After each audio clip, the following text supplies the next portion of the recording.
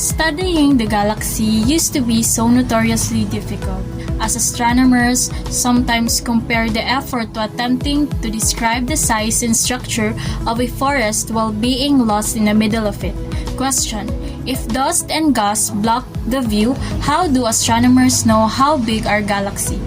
According to Britannica, a thick layer of interstellar dust obscures much of the galaxy from scrutiny by optical telescopes, and astronomers can determine its large-scale structure only with the aid of radio and infrared telescopes, while can detect the forms of radiation that penetrate the obscuring matter. So here's our evidence to our claim. According to space.com, from our position on Earth, we simply lack an overview. But two groundbreaking space telescopes launched since the 1990s have helped usher in the golden age of Milky Way research. Major strides have been made, especially since the 2013 launch of the European Space Agency's ESA, visible in the night sky where light pollution permits. As a mesmerizing glowing band of stars and dust, the Milky Way has fascinated humans for millennia. Attempts to chart the galaxy date back to ancient Greece, but it was not until the 1920s that astronomers realized that the Milky Way is only one of many galaxies populating the universe. Up until then, most believed the Milky Way and the universe were one. American astronomer Edwin Hubble, the one in whose honor the famous space telescope was named, cracked the mystery when he managed to determine the distance of the Andromeda Nebula.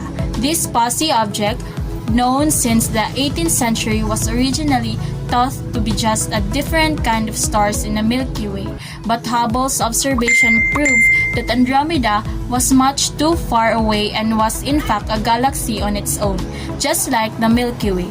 Improving telescope technology enabled astronomers to distinguish the basic shape and structure of some of the closest galaxies before they knew they were looking at galaxies. Everything else in the galaxy revolves around this powerful gateway to nothingness. In its immediate surrounding is a tightly packed region of dust, gas, and stars called the galactic bulge. In the case of Milky Way, this bulge is peanut-shaped, measuring 10,000 light-years across, according to ESA. It harbors 10,000 billion stars out of the Milky Way's total of about 200 billion, most old red giants, which form in the early stages of the galaxy's evolution. Beyond the bulge extends the galactic disk. This feature is 100,000 light-years across the 1,000 light-years thick, and it's home to the majority of the galaxy's stars, including our Sun. Stars is the disk are dispersed in clouds of stellar dust and gas. When we look up to the sky at night, it's the edge-on view of the disk extending towards the galactic center that takes our breath away.